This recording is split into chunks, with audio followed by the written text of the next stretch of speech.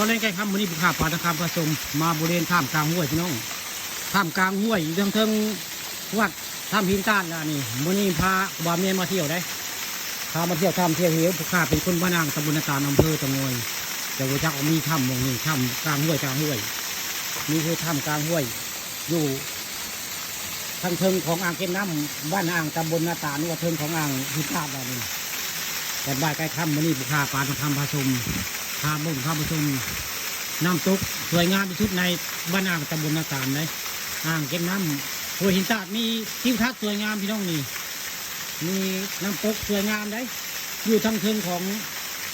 คาเฟ่พี่ตื่นนี่จะมีน้ำตกสวยงามนี่บกไก่ได้จากอันคาเฟ่พี่ตื่นขึ้นมานี่บกไก่ได้นี่มาแล้วไปเห็นสะพานที่สองพี่น้องแล้วก็ตามย่างตามมันห้วยสะพานขึ้นมาก็เห็นเลยจะเห็นน้ำตกสวยงามอยู่บริเวณทางเทิงของคาเฟ่พี่ตื่นสะพานสองทางไปวัดกุบาแม่นนี่จะมีน้ำตกสวยงามพี่น้องที่คัดคักนี่บรรยากาศตอนแรงใกล้ค่ำได้ผู้ค้าปลาต้องทำผสมเอาภาพบรรยากาศสวยงามมาให้เบิ่งมาชมได้มาพากุบาแม่มาเที่ยวแล้วเพิ่นนั่งสมาธิได้เพิ่นนั่งสมาธิสื่อครับจะที่ทางเลยนี่ในถ้ำกลางห้วยน้ำตกบ้านอ่างตำบลนาตาล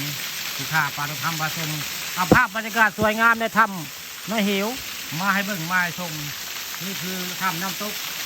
บ้านอ่างตำบลนาตาลที่ทัศน์สวยงามคักบรรยากาศคักพี่น้องนี่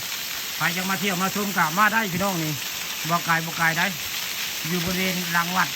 ภูวิทย์ภูเบี้ยงหรือว่าภูบาเมียนนี่คือภาพบรรยากาศในห้วยในถ้ำในเหว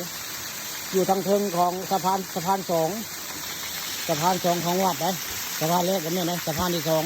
ย่างตามห้วยขึ้นมากระเทนในน้ำตกสวยงามวัดในภูเบี้ยงคักบรรยากาศ